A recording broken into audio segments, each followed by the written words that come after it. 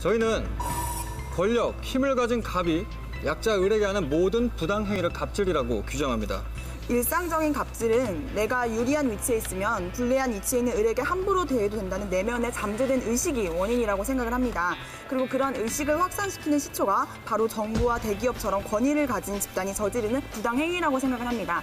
그래서 저희는 이런 거대 조직의 갑질 문화를 뿌리 뽑아야 이 일상 속에서 만연하고 또한 이 사회에 만연한 갑질 문화를 뿌리 뽑을 수 있다고 생각하기에 암행특검을 도입해야 된다고 생각합니다.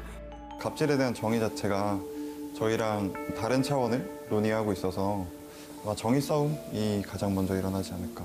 좀 시리얼 대안이 애초에 그 현실성 자체가 잘못된 방향으로 나아가진 않았나.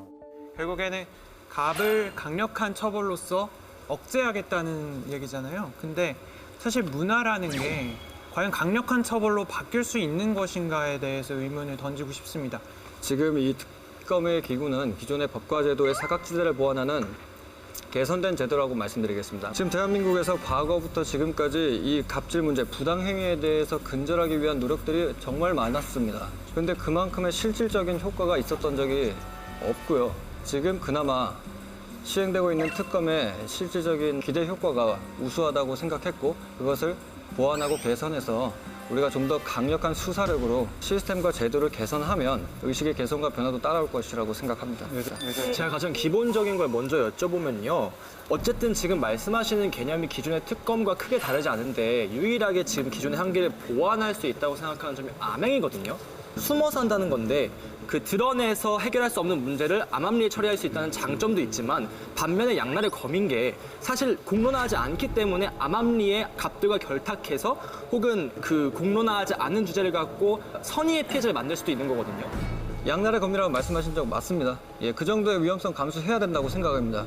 특검은 특검법을 기반으로 특정 사건을 해결하기 위해 특검이 실시됩니다. 그렇기 때문에 그 사건을 해결하기 위한 활동 기간의 한시성이 존재하고요. 그래서 그 시행된 특검 기구는 그 사건이 해결되면 소멸되는 겁니다. 이 조직은 계속해서 연장되는 게 아닙니다. 법만 연장되는 거기 때문에요. 근데 특검이 지금 이렇게 관심을 갖는 이유는 국민들이 관심을 가졌기 때문입니다. 그런데 암행으로 하면 어떻게 국민들이 관심을 갖습니까? 암행 특검이 하는 활동들 언론에 보도합니까?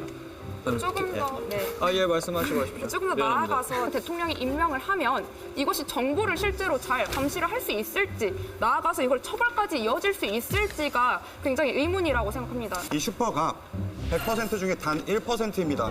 1% 잡는다고 99%의 이 일상적인 갑질이 잡힐 것인가에 대한 연결고리는 여전히 좀 듣지 못한 것 같고요. 마지막으로 현실성, 법리적으로 이 암행이라는 것이 가능한지를 좀 검토해 봐야 되는데요. 우리나라는 한국은 재형법정주의 하에서 무죄 추정의 원칙을 기본으로 하고 있습니다. 하지만 무죄 추정 원칙에 의거하면 이렇게 부당한 행위라고 정말 포괄적인 어떤 행위를 어떤 특정 법에 저촉되지도 않았는데 특검한다는 것 자체가 이미 법리적으로 문제된다는 점 말씀드리고 싶습니다.